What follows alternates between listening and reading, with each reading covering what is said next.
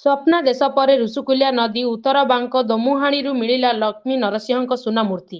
ଗାଁରେ ଭକ୍ତିମୟ ପରିମୟ ପରିବେଶ ସୃଷ୍ଟି।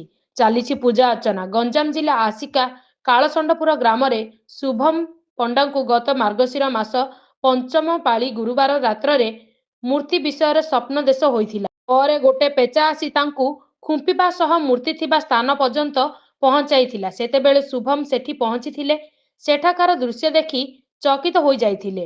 ସେଠାରୁ ଅଲୌକିକ ଭାବେ ଗୋଟିଏ ପେଢ଼ି ଭିତରୁ ସୁନା ଲକ୍ଷ୍ମୀ ନରସିଂହ ମୂର୍ତ୍ତି ସହ କଉଡ଼ି 7 ଗୁଆ 11ଟି ମିଳିଥିଲା। ସେ ସେଠାରୁ ଆଣି ଘରେ ରଖି ପୂଜା ଅର୍ଚ୍ଚନା କରିଥିବା ବେଳେ ଘଟଣା ବିଷୟରେ କାହାକୁ ଅବଗତ କରିନଥିଲେ।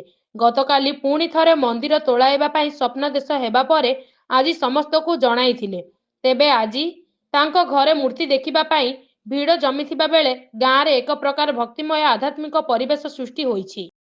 शुभम पन्ना बुधवार दिन 5 पाଳି गुरुवार दिन राति की माने बुधवार राति की गोटे पेचा आसी खाली उठेला बारंबार तापरे मु मूषा कुंपुची बोली सोई पड़थि तापरे आउ थरे आसी कुंपिला कि आउ मु नदी रे अछि मते टिके उद्धार करी आने तो मु देखला आडू से गोटे पेचा धला पेचाटा थिला से जेतला मु ताको अनेली से उड़ी जाई ठाको ऊपर बसिले तापरे मु कहली जे तापरे बाबा उठेली बाबा कबाड़ खोलला परे से बाहर पड़ेला तापरे पुणी आउ थरे बाबा कहले एटा कोन हेते गोटे सोई पड़े काली देखिया तापरे जेतला सोई पड़ली पुणी आउ थरे आसी कबाड़ पाखरे बसी कहले कि आउ तू मते आनिबु ना मु पळेइबी तापरे मु आ किछि जानि पारलिनी से पेचा पछर पछर दौड़ी दौड़ी गली से जागा को जेतला पहुंचली से पेचा आउ सेडू उड़ी पळेला तापरे मु कहली कोन होला बाबा कहले कि आम मारियो डाकी जी कोन राति रे किनि जिबा तापरे मु आउ थरे पछु सुबिला कि आउ मते धरि जा जेतो देखिलु सेडे